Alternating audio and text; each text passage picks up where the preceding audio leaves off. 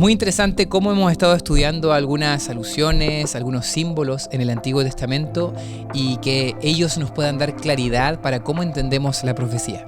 Hoy vamos a estudiar dos historias que son fundamentales en la profecía bíblica para que nos den claridad del presente en el que vivimos. Bienvenidos a Comunidad en Estudio.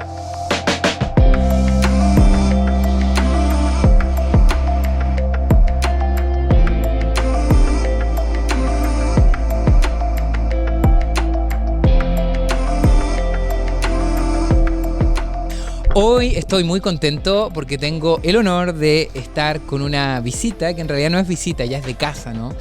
Muchos de ustedes de aquí en el Central del Valle ya lo han conocido y estamos muy felices de que Brian haya llegado aquí, el pastor de jóvenes.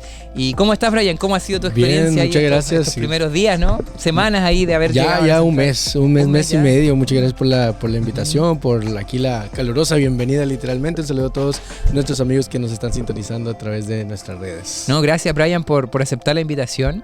Les quería recordar que, una semana no pudimos hacer esta grabación del podcast. Han pasado varias cosas y una de las cosas que rogamos sus oraciones, ¿no? Es por la situación mundial. Ustedes se han dado cuenta de esta guerra, ¿no? Que se ha ya desencadenado en tierras ahí de Israel, Irán. Y tenemos un grupo de hermanos allá, ¿no? Que son alrededor de 50 Un grupo personas, y nuestro senior también. Y nuestro jefe está allá, ¿no? Por eso ustedes nos ven aquí a Christian. De hecho, tenemos a Brian aquí. Y bueno, oremos por ellos, ¿no? Ya ellos están finalizando en estos días su viaje por allá.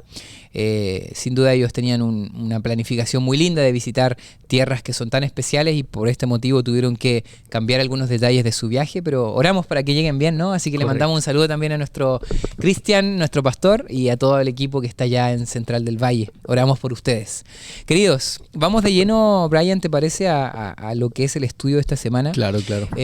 ¿Sabes qué me llama la atención? Que creo que en esta semana podemos nosotros dividir el estudio en dos historias principales, ¿no? Okay. Una historia que vamos a estar repasando un poquito y analizándola con una perspectiva más profética, ¿no? De cómo nos habla para el hoy, para los eventos de los últimos días, y que tiene que ver con esta estatua, ¿no? Que se registra en Daniel capítulo 2 y cómo estos tres amigos, ¿no? Fueron fieles y no se inclinaron ante esta estatua.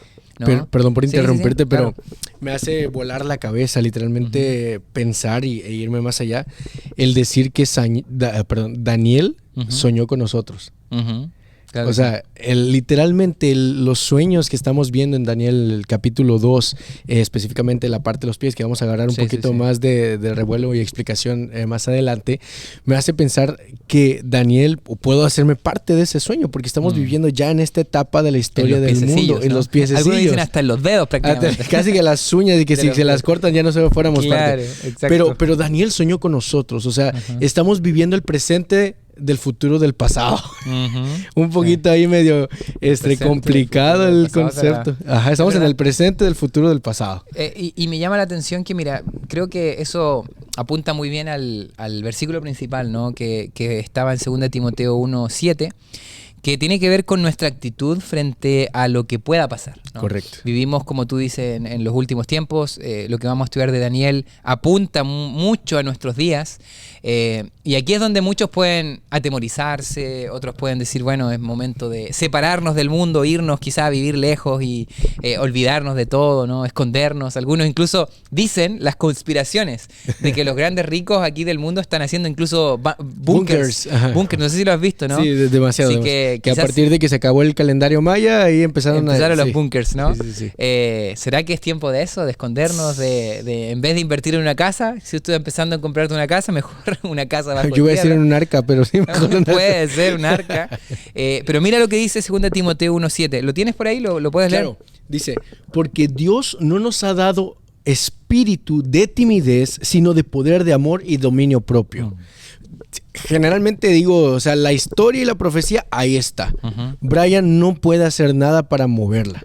Dentro de las diferentes voluntades, ese es tema de otro día de Dios, una de las voluntades es la voluntad impositiva, de que Él tiene un propósito para este mundo y son las cosas que no se pueden modificar, ¿no? Pero ya la que tiene que ver con nosotros, nos muestra que nos da este dominio propio, amor, poder para poder vivir en el día a día y tomar una actitud, ahora sí que proactiva ante esta historia. Entonces la gran pregunta no es, ¿se cumplirán las profecías? Bueno, estoy hablando a título personal, ¿verdad? ¿Se cumplirán las profecías? Daniel 2 se ha cumplido al pie de la letra. ¿Cómo yo, cristiano, adventista, el séptimo día, Brian Cedillo Novelo, etc., puedo aceptar, vivir, abrazar, desarrollar este estilo de vida para estos tiempos finales? Claro, un estilo de vida que no tiene que ver con la timidez. Y aquí no hablamos de personalidad. Obviamente hay personas más tímidas y personas más extrovertidas. Yo creo que Brian es más de los extrovertidos, no lo sé. Por ahí dicen, ¿no? Sí, puede ser. Pero tiene que ver con tu espíritu. ¿Cómo está tu espíritu? ¿Será que tu espíritu está siendo atemorizado? ¿Será que te da miedo compartir las buenas nuevas de Dios? Es momento de atrevernos, ¿no? Atrevernos así como lo hicieron estos tres amigos. Y quiero que pasemos a este sueño, ¿no? Claro. De Daniel capítulo 2. Tú sabes que la profecía que... Es interesante esto, que Dios le revela este sueño que, según el autor, y estoy de acuerdo, dice que es uno de los más maravillosos de la Biblia. Esta profecía, ¿no?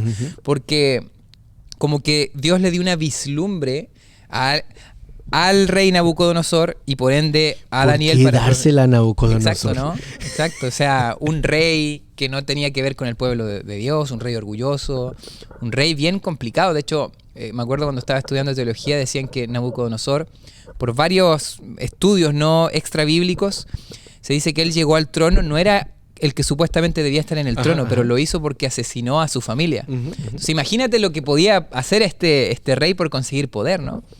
Pero estaba Dios dispuesto a todo. Exacto, a todo por el poder, por expandir su reino, su visión. Aquí voy a sacar una de la manga. Sí. Si Nabucodonosor estuvo dispuesto a todo por un poder terrenal, ¿por qué nosotros no estar dispuestos a todo por el poder del Espíritu Santo?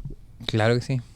Porque al final de cuentas lo que estamos leyendo en este versículo, uniendo la historia que estamos empezando a tocar acerca de Nabucodonosor y Sadrach, Mesach y Abednego, ellos literalmente estaban fijados sobre sus pies, ahora sí que con los pies bien puestos en la tierra, en lo que creían, no siendo orgullosos o altivos en el sentido de prepotentes, pero sí seguros de saber a quién estaban creyendo y fiando su vida. Sí.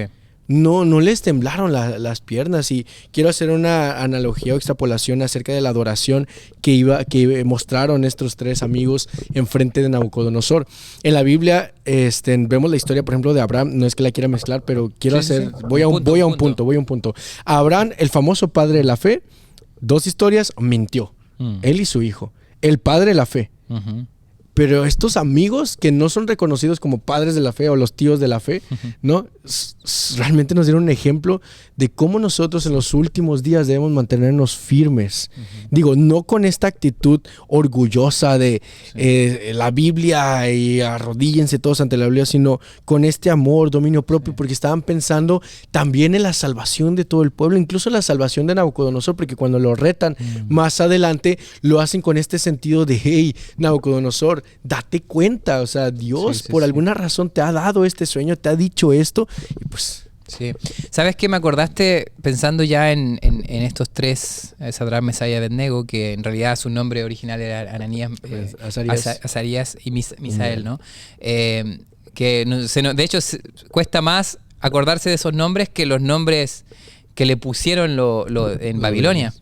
Porque, de hecho, que te cambien el nombre era algo profundo para un judío, ¿no? Es como que te cambian carácter personal. Exactamente. Esa es la palabra, identidad. Ya. Pero aún así ellos sabían dónde estaba su identidad, a pesar de que le habían robado sus nombres, estaban viviendo en el exilio y estaban viviendo una cultura diferente, una cultura de Babilonia. Esto puede representar muchas cosas hoy, y yo creo que también vivimos en Babilonia hoy. Babilonia incluso muchas veces vive dentro de nosotros. Y sabes que el otro día estaba viendo una reflexión, ¿no? Que me pareció muy interesante. Mira, nosotros muchas veces tenemos ciertas actitudes con respecto a la cultura en la que vivimos, ¿no? Están aquellos proteccionistas, ¿no? Que no quieren recibir nada de la cultura, ¿no? Es como yo me protejo de la cultura, no soy parte de esa cultura y tengo que filtrar mucho lo que yo recibo. Y yo creo que está bien. Nosotros tenemos que, así como estos tres jóvenes estaban en una cultura peligrosa, creo yo que era muy importante también que ellos pudieran haber filtrado lo que iban a recibir de la cultura, pero no solamente eso, y aquí es donde va este pensamiento que me gustó mucho, porque muchas personas cristianas, por ejemplo, filtran mucho y se protegen del mundo, ¿no? Tenemos que protegernos de toda influencia y está bien, ¿no? Pero también otra cosa importante... Nos metemos al arca antes de que empiece el diluvio. Y ahí está lo importante. Creo que la reflexión tan importante como qué estás filtrando de la cultura en ti es qué es lo que tú estás aportando a la cultura. Cómo tú estás creando cultura. ¿Cuál es tu propuesta? Porque muchas veces nosotros nos cerramos y nos protegemos, pero no estamos haciendo nada. Es que nosotros como adventistas somos los únicos que vamos a ir al cielo. Claro, imagínate, o sea, estoy hablando como sátiramente en el sentido de cómo nuestra actitud en vez de generar lazos, nexos con el mundo exterior que nos permitan llevar el Espíritu Santo, llevar nuestro sentido de adoración, que al final de cuentas es el tema de esta parte, ¿no? Cómo estos hombres fueron precursores en el ejemplo de adoración, lo cerramos. Sí. ¿Y de qué nos va a servir? Claro, para salvación personal, pero ¿de qué le va a servir al mundo misiológicamente, que es el llamado central que Dios nos ha dado en este mundo con nuestra vida? Pues glorificarle a Él y tener esta parte misiológica. ¿Cómo podemos llevar eso al mundo si están cortados los puentes? Exacto.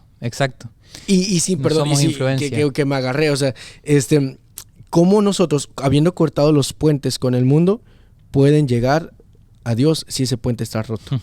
Claro. ¿Dónde está la conexión? ¿Dónde está? Ajá. Digo, al final de cuentas, si todo esto no cae en un punto misiológico, igual nos quedamos como los fariseos de comiendo Biblia ahí y como lo vivimos y lo llevamos, ¿no? Y creo que me parece muy, muy interesante lo que tú estás diciendo, Brian, y este punto creo que es fundamental porque, mira, estos tres jóvenes no solo en su interior dijeron, bueno, por ejemplo...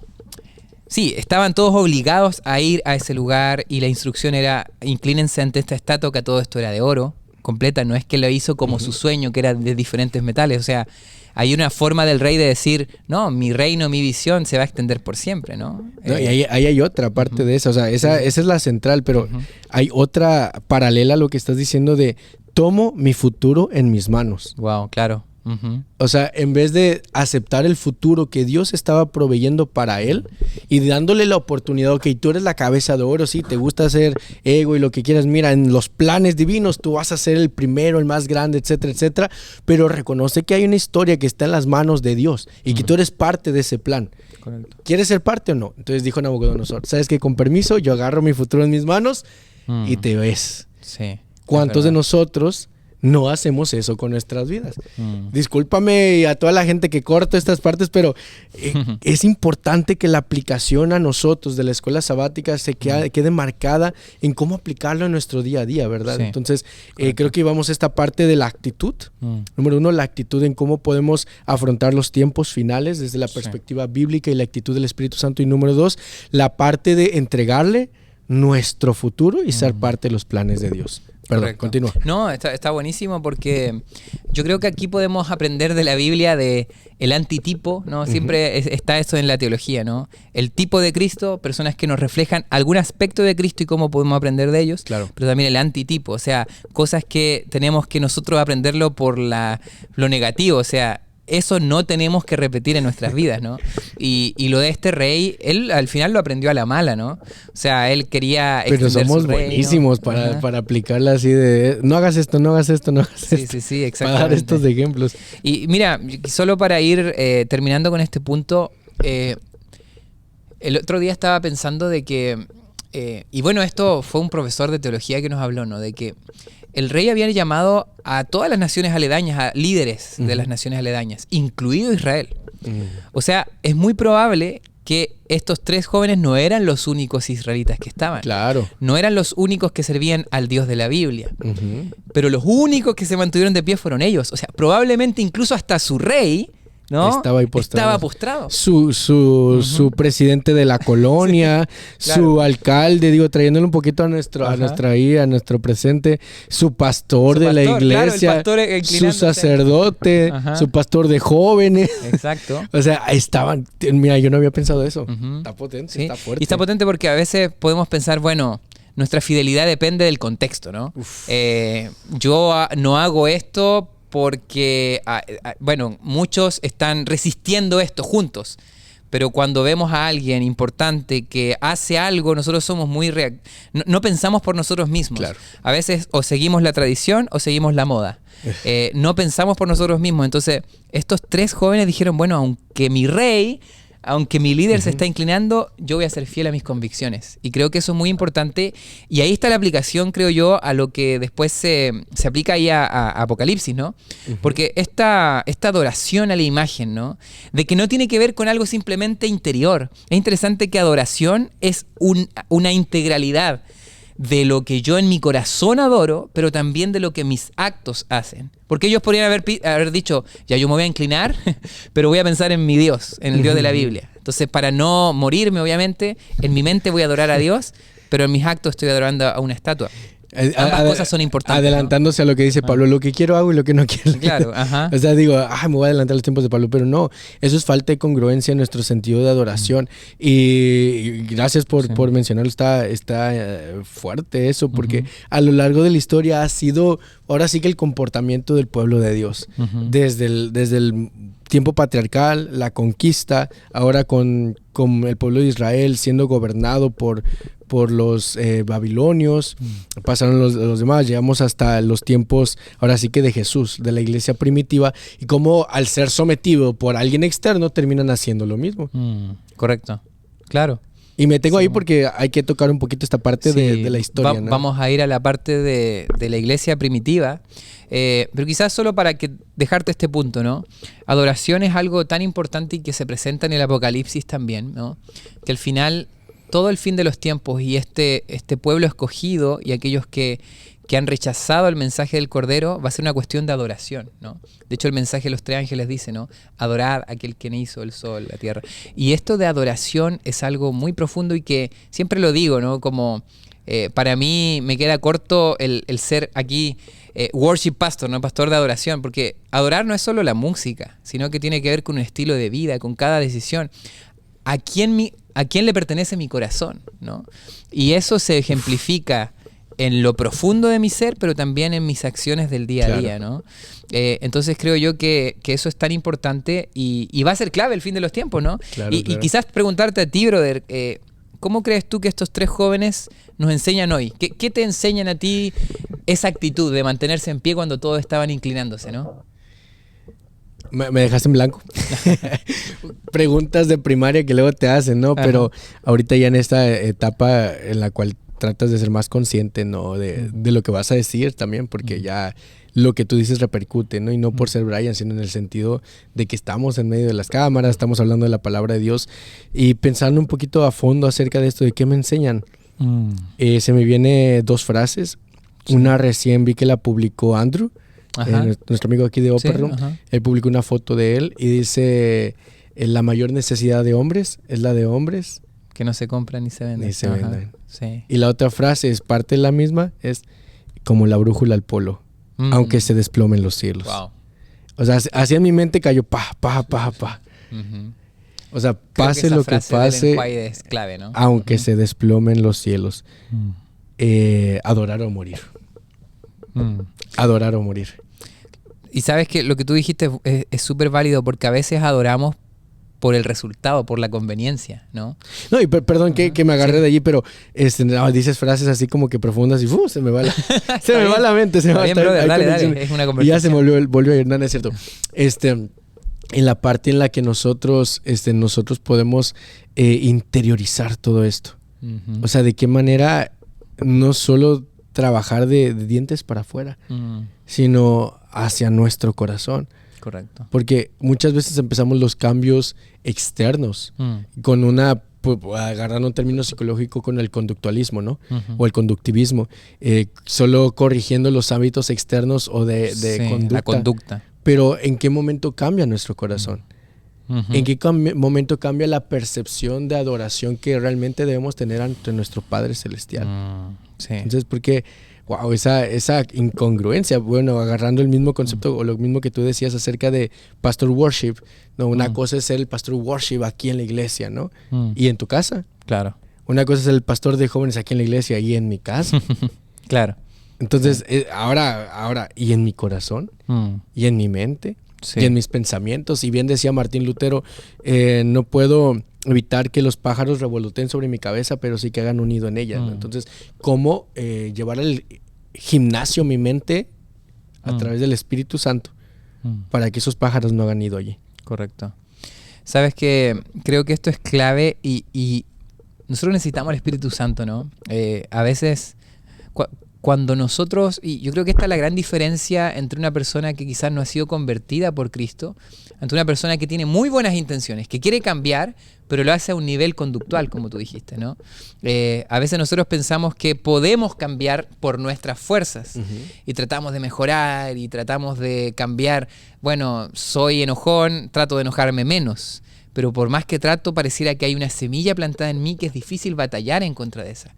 Y es por eso que Pablo habla de una nueva creación, ¿no? Y yo creo que necesitamos ese espíritu. Y yo creo que tiene mucho que ver el Espíritu Santo, el tener el Espíritu Santo, con lo que al final de los tiempos va a ser la diferencia. El sello de Dios y la marca de la bestia. El sello de Dios tiene que ver con eso, con vidas transformadas, con el Espíritu Santo, con un corazón que era de piedra, pero se transformó en un corazón de carne, ¿no? Y a estos discípulos, dando el salto en el tiempo, ¿no? Y a estos discípulos que convivieron con Jesús, que podemos ver que tuvieron una transformación, incluso Pedro, ¿no? Que convirtieron los Boanerges incluso, hijos del trueno, y ahora eran de amor. Les llegó la hora. Sí. El concepto de adoración ahora sí se puso a prueba en ellos, porque estaban bajo la protección del maestro. Y ahora los ponen a prueba y los empiezan a perseguir. Y si te vas a Hechos capítulo 12, versículo 1 al 19, en la primera parte dice que Herodes mató a Jacobo, hermano de Juan. Sí. Ahí en el día miércoles estudiamos eso, justamente. ¿No? Y imagínate, me voy a poner, ya te lancé mucho, Pastor Worship, me voy a traer para acá un poquito el campo. Sí. Imagínense, el Youth Pastor, que me digan, Pastor Brian, me llaman, fíjate que en México, como el catolicismo está muy fuerte, se soltó una persecución. Y están atentando contra los pastores, y tu hermano fue el primero en morir. Uf. Yo soy más chico, soy más joven, tal cual Juan. Tu hermano es pastor, ¿no? Mi hermano es pastor también, seguidor de Cristo. Entonces, por eso estoy haciendo la extrapolación. ¿No? Entonces, ¿cómo me sentiría? Que te llamen y te digan, tu hermano murió, es seguidor de Cristo, es fiel seguidor de Cristo y ha muerto. Y van por ti. ¿Qué harías? Sí. Es tremendo, porque a veces nosotros leemos esta historia y cuesta ponernos en el lugar, como tú dices, traerlo al aquí y ahora. Cambia nuestra perspectiva, ¿no? Y mira, de hecho, ¿cómo fue? Tú hablaste de Pedro. Okay. ¿Cómo alguien que simplemente, porque alguien le preguntó, hoy tú eres uno de ellos? Y 3 veces le negó a Jesús. ¿Cómo esa misma persona, después, y no fueron mucho tiempo después, habrán sido unos meses después, tú lo ves siendo fiel, tú lo ves predicando y convirtiendo a miles, ¿no? De hecho, le manda cartas. Si tú lees, bueno, yo creo que sí, puedo asegurar que lo has leído, los libros de Primera y Segunda de Pedro. Hay una carta en el capítulo 4, si no me equivoco, versículo 12, les dice, amados, les empieza a decir amados, no se les haga extraño que el fuego haya venido sobre ustedes. Sabían que iban a ser participantes de los padecimientos de Cristo.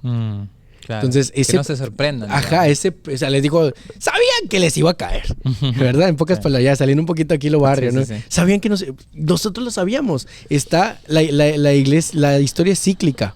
Me decía el pastor Chacón, la historia es cíclica. Entonces se cumplió en los tiempos patriarcales, se cumplió en el momento de la conquista del pueblo de Dios, se cumplió en la iglesia primitiva, se va a cumplir con nosotros. Entonces, obviamente, al hacer las aplicaciones históricas y teológicas de lo que estamos estudiando, tenemos que traerlo a nuestro presente, porque lo vamos a vivir. Entonces, fueron por los discípulos, todos murieron, algunos hasta se sentían indignos, si no me equivoco fue Pedro que se sentía indigno de morir igual que su maestro y dijo, no, crucifíquenme de boca abajo, ¿no? O sea, todo esto fue real, se vivió, está escrito, está comprobado, y la adoración trascendió, pero en lo que ellos ahora sí que los mataron, y fueron también ejemplo hasta el momento final. Y les dijo, hey, alégrense, porque son parte de estos padecimientos.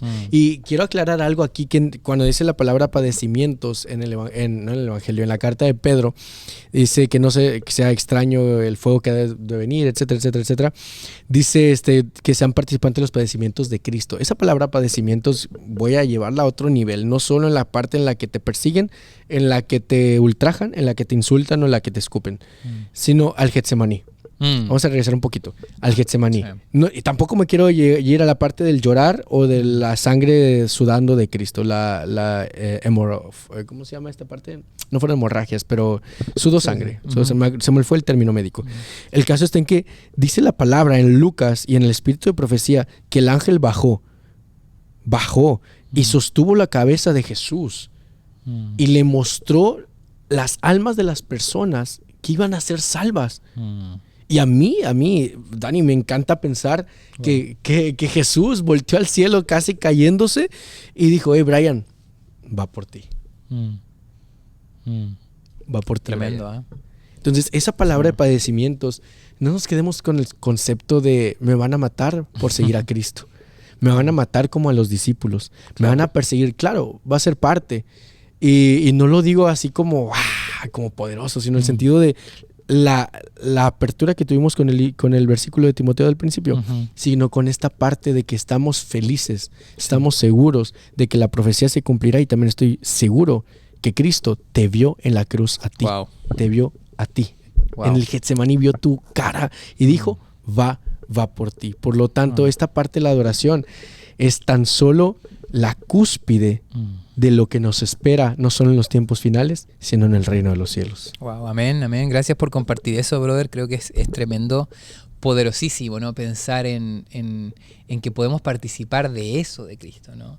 Eso que lo llevó al final a perseverar, aunque su dolor era inmenso, a perseverar y no tener un espíritu de timidez, ¿no? Claro. Me encanta Jesús cuando dice, a mí no me están quitando la vida, yo la estoy dando. Yo la estoy dando.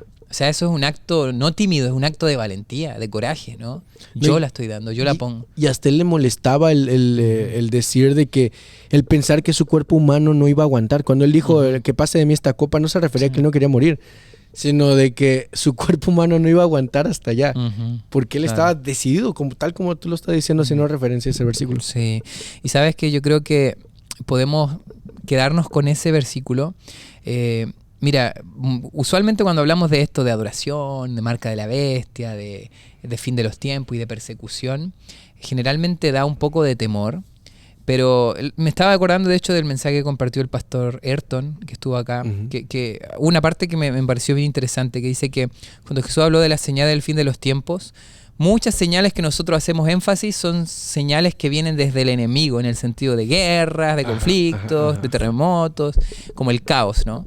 Pero hay una señal que viene de Dios, que viene del Espíritu de Dios y del pueblo que esté dispuesto a cumplir, que será predicado el Evangelio a todo el mundo. 24:14. Exactamente, entonces... Y ahí sí vendrá el fin.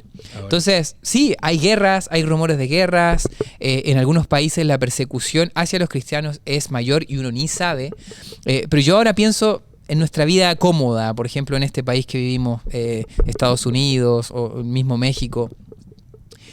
Es difícil imaginarse una persecución hacia los cristianos, hacia el pueblo de Dios, ¿no? ¿Por qué? Porque a veces como cristianos hemos estado muy cómodos. Tratamos de no hacer ruido por ninguna parte, tratamos de mantenernos lo más polite, lo más políticos posibles para no hacer ningún escándalo. Pero en algún momento tenemos que levantarnos con el espíritu que leímos ahí en Timoteo, un espíritu no de timidez, sino de poder, de dominio propio, de valentía. Y creo que para eso sí vamos a poder ser testigos de que va a llegar el fin cuando realmente asumamos el llamado que Dios nos dio, ¿no? De mantenernos en pie y de que ese mantenerse en pie sea un testimonio, ¿no? Sea un testimonio para mucha gente que quizás está cediendo en su adoración y saber de que Dios va a ser fiel, ¿no? Su espíritu sigue vivo y como tú dices, brother, los padecimientos, en el sentido que mucha gente le teme, no son nada comparados con la gloria que está. Ajá. Para concluir a lo mejor con un pensamiento final de mi parte, todas las historias terminan con que Jesús bajó a rescatar. Jesús bajó a ese horno y rescató a Sadrach, Mesach y Abednego. Jesús viene a rescatarnos a nosotros. Así es. Y bueno, el mensaje para ti también. Piensa qué es lo que te da miedo, qué es lo que te da temor. ¿Será que tú estás respondiendo a toda esta revelación con un espíritu de timidez o un espíritu de fuerza, de poder? Un espíritu que te lleva a predicar hoy con más fuerza que nunca que Cristo viene pronto. Que ese sea el espíritu que hoy te mueva y que Dios te bendiga. Y gracias por acompañarnos en Comunidad de Estudio. Gracias, Brian, por acompañarnos. No, a la orden, cuando gusten, aquí estamos. Vamos a seguir invitando, por supuesto. Felices. Y vamos a invitarlo a ustedes también. Ya estamos terminando esta sección de estudio, así que quedan un par de semanas todavía. Así que te invitamos a que no te pierdas y nos ayudes a compartir este material si fue de bendición para ti. Bendiciones. Chao, chao.